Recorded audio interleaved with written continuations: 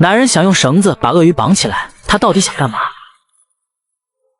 然后他将鳄鱼拖到岸边，接着他将椰子扔进了鳄鱼的嘴里。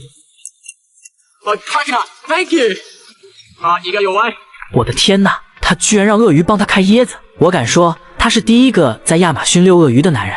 熊二听说亚马逊的蚯蚓比手臂还粗，还有很多只能在电视上看到的奇怪生物，于是他独自来到亚马逊，准备挑战1周的荒野生存。亚马逊的天气变动很大，首先要先搭建一个庇护所，这庇护所着实有点简陋，恐怕也只能挡挡太阳吧。亚马逊的蚊子无孔不入，如果不生火，恐怕活不过今晚。来看看熊二的新发明——竹块生火法。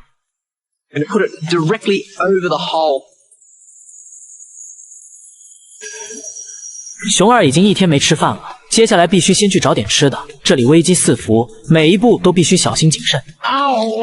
这不，刚说完，熊二就踩到了长着尖刺的树皮，找了半天也没找到吃的。熊二饥渴难耐，据说人在不吃东西的情况下，最多能坚持1个月，但是如果不喝水，就只能坚持3天。所以熊二只能先补充点水分。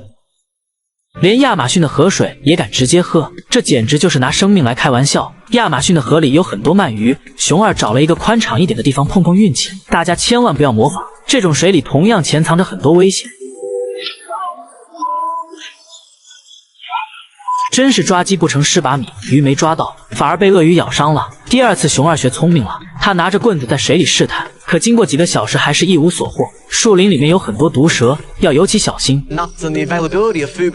熊二已经快饿晕了，幸运的是，在回去的路上发现了很多干果，这应该是猴子留下来的。熊二赶紧打开吃了起来，可这只能勉强充饥。第2天又该怎么办？